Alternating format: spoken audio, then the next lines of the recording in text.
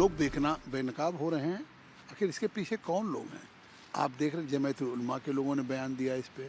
ओवैसी जिस तरीके से इसको कर्नाटका के एक स्कूल के ड्रेस कोड का, उसमें हाई कोर्ट में ये मामला है, सुप्रीम कोर्ट में ये मामला है, तो आखिर इसको उत्तर प्रदेश में इशू बनाया जा रहा है। तो ये इस तरह की सियासत में हरकत हो रही है, इस तरह की तुष्टीकरण की राजनीति हो रही है, और जिस तरह के लोगों के बयान आ रहे हैं कितने दुर्भाग्यपूर्ण हैं। एक तरफ नरेंद्र मोदी जी चाहे किसी जाति संप्रदाय की बेटियां हों, उनको आज फाइटर पायलट बनने का मतलब मौका हासिल हो रहा है। एनडीए में जहां इन्फेंट्री में लड़कियां अफसर नहीं बन सकती थी, वहां सेकंड लेफ्टिनेंट के लिए उनको मौका दिया जा रहा है।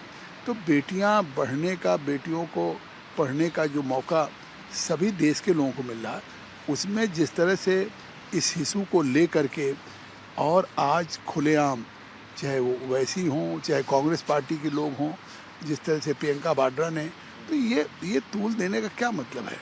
ये कहीं ना कहीं देश को बांटने की कोशिश हो रही है। आज ये एक कर्नाटक के उडुपी के स्कूल के फैसले को लेकर के इसको देश पे कौन सा इशू बनाई गई थी? अगर लोगों के पास अख्तियार है, अधिकार है कि वो हाई कोर्ट गए हैं, तो अब हाई कोर्ट का वेट कर लेना चाहिए। हाई कोर्ट ने भी कहा है कि भाई कम से कम जब तक मेरा फैसला ना हो जाए, कोई भी किसी भी धर्म के हों, किसी भी संप्रदाय, ये नहीं कि किसी एक के लिए उन्होंने कहा सभी को इसका पालन करना चाहिए जो है ड्रेस कोड का, और हम फैसला करेंगे।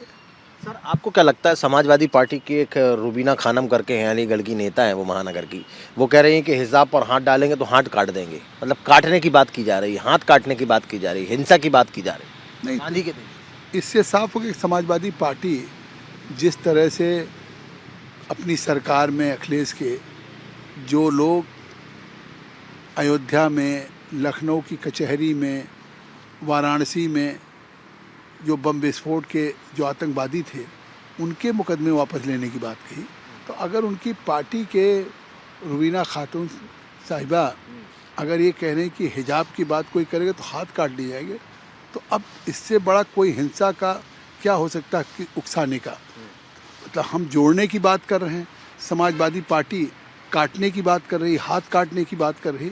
तो मुझे लगता है कि समाजवादी पार्टी के राष्ट्रीय अध्यक्ष अखिलेश यादव को इस पे जवाब देना चाहिए, तो माफ़ी मांगना चाहिए। लेकिन देश को शर्मसार कर रहे हैं कि उनकी पार्टी के नेता लोग इस तरह से कह रहे हैं कि लगता है कोई यहाँ संविधान नहीं, कोई रूल ऑफ लॉ नहीं है, जंगल रूल है कि जिसका चाहे हाथ काट ले।